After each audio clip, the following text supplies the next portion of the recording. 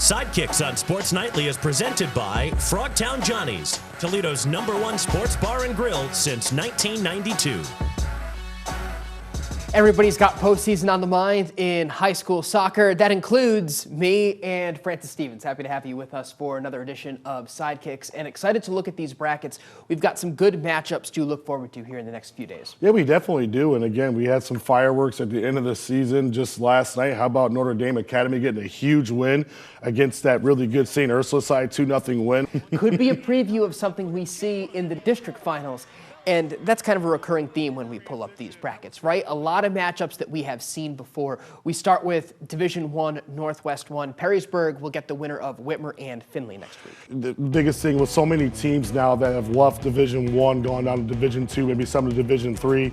They only left us 3 with Perrysburg, obviously with Findlay and Whitmer, but Findlay and Whitmer will play each other. That will be a Perrysburg-Findlay more than likely district final. We've been used to seeing Anthony Wayne and Perrysburg meet around this time of the season. Not going to happen anymore this year. Anthony Wayne now in D2. Yeah, absolutely. And they're the #1 overall seed. They decided to go down to the South bracket, which is going to be Northwest 2.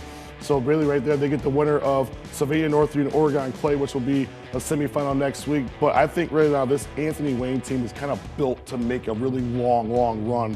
And with all the players that they have and the star-studded players they have with Lila Summon, Addie Williams, I see Anthony Wayne getting out of that bracket, heading down to Northern Columbus as well, too, for regionals. Flip over to Division III and the boys' side for a second. A 2-seed Bowling Green. This is a team you're high on. Yeah, and I think Coach Fox has got some momentum, obviously, coming in from that 4-3 win against Southview. The biggest thing is going to be is can they get over that ladder of Lima, Shawnee, and Lexington. Those two teams have always been the teams that traditionally meet every year in that regional semifinal. It's going to be a little bit different this year. But I think with Bowling Green, the experience that they had last year, making that deep run, getting to a district final for the first time in Division I because they'd already won the district in Division II the previous year before that. But I think this Bowling Green team is kind of set up for it. They have 2 really good weapons, and Luca Brenninger and Thomas Meek, and those are 2 big, athletic, physically gifted guys, and then Nolan Feehan at the back who's got really good distribution. We'll see what happens, but I think this Bowling Green team can push Lima, Shawnee, and Lexington and potentially get out and get to a regional. For Division III girls, what do you think about Maumee? They're a 4-seed. You said to me you thought they might be a little bit higher. Are you high on this Panthers squad too? I am, because I had a chance to watch them early in the year against Oak Harbor, and that was a really great game because I think defensively they're very strong, got really good goalkeeping, but I think up front for them, they can really cause some problems for some teams. You gotta watch out for some of those other teams as well too, because I think Coach Kimple and the BG Lady Bobcats are a strong team as well too. They've had a really successful year this year. Division 5 is where we find Ottawa Hills, and on the boys' side, they are the 1 seed again. What do you think about their path to move on? I think they'll be okay. Obviously, Alex Duran, the College of Charleston commit, he's been on fire for them all season long, and they've also have some really good guys in that supporting cast as well too. The biggest thing for me is TJ Lake, the head coach over the Coach Lake.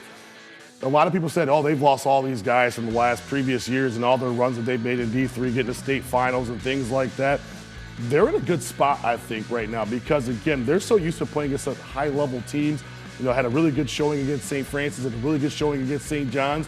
A lot of these teams in that district are not going to be St. Francis or St. John's, or even Northview as well too. So I think with just their tough non-conference schedule, it prepares them to make a really good run. Tough go for the girls this early. They're a 3-seed. They get the 1-seed Delta in the district semis Monday. That's going to be tough. And the biggest thing is this, you know, Coach Tipple, she's done a terrific job over there, and she's lost a lot of horses. So this is a really young Ottawa Hills side. I think for them, if they just go in that game and play their game, there's no pressure on them to win the game at all. But I think the biggest thing for them is if they come in relaxed, they do their job, and they can get maybe nick a goal or 2 in that game. You can make it interesting, but that Delta team has been superb all year long. Where that game gets Archbold or Evergreen.